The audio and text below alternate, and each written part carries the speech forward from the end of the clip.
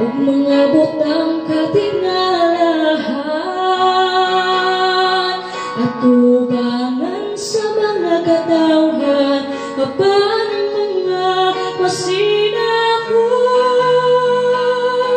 masinupagod makiglang tubig, di atong taong nabuhat sa katarong.